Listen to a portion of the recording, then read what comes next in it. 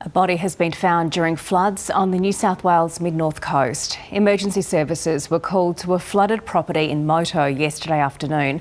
Police say the body of a 63-year-old man was found there. An investigation is underway and a report will be prepared for the coroner. Let's get more on the New South Wales floods with the state's Premier Chris Minns, who joins us now from Sydney. Good morning, Premier.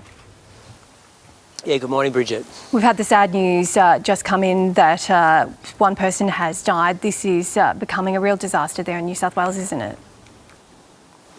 Yeah, it's devastating for that man and his family and his friends. It's a tight-knit community on the Mid North Coast, and to lose anyone in these natural disasters is obviously horrifying. So I'm very sorry for that man's passing. We should be bracing for more tough news over the next 24 hours. We're very grateful that we've got an enormous amount of expertise, emergency service personnel and thousands of volunteers who are on site. But when you have major natural disasters, obviously you get terrible news as a result, and that community no doubt will be bracing in the next 24 hours. Just take us through the updates you've had early this morning. Where will be the focus for emergency services today? There's some slightly good news in Taree. The river's starting to fall, or it's peaked and starting to come down. Unfortunately, Kempsey's going the other way and the rivers continue to rise. In Taree, we've seen a month's worth of rain in a little over 48 hours, a huge inundation that the storm front brought through, and we're expecting rainfall to continue into Friday. So we're not out of the woods yet, but the community is incredibly resilient. The vast majority of people have listened to emergency service personnel when they've asked them to evacuate or prepare to evacuate. And I have to say that's the front line of the emergency services response. Make sure people listen to warnings. They've got the Hazards Near Me app. They're listening to the news like the ABC, understanding what the risks are, and please follow directions, because that's how we're going to keep people safe.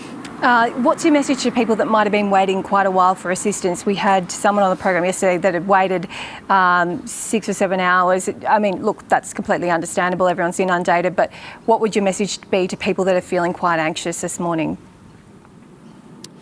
Well, look, obviously I'm sorry about that. That would be an incredibly anxious period, waiting that period of time for a rescue. I can assure the public that we've got a massive emergency service contingent on the Mid North Coast. There's 2,500 emergency service workers, including 2,200 SES volunteers and professionals that are on site, over 500 vehicles and boats, 13 helicopters, hundreds of drones. So this is a major operation.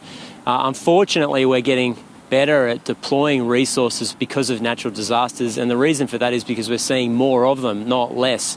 Now the job will be, as we move through the immediate response, we've got to get to recovery and make sure these communities can get back on their feet as soon as possible. But as you've just heard, it's a resilient community. They're incredibly tough, and I expect them to do that pretty quick.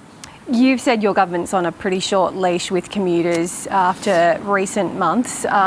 What's your next step in terms of finding some answers from Sydney trains, and are you pretty cranky about what's happened this week? Well, we've had a shocker, and I think the commuting public has been sick of the service that hasn't been provided. It's a basic requirement of the state government to get people to and from work on time, and we haven't been doing it. So we've got to do better. We put about $1.5 billion into the infrastructure of the heavy rail network. So that's not including the metros that we're building underground at the moment. That's the heavy rail infrastructure, but clearly we need to make sure it's being deployed well and appropriately. We need to focus on punctuality. And I also think communication's a key thing. Sometimes there's a major disruption to the network. It's a lot easier for families to organise their lives if the news comes through at 6 p.m. rather than 6 a.m. It's too late in the morning if you've got kids and the job starts soon and there's a lot of things happening. So they're things that we need to clear up. But I know we're on a short leash and we've got to do better.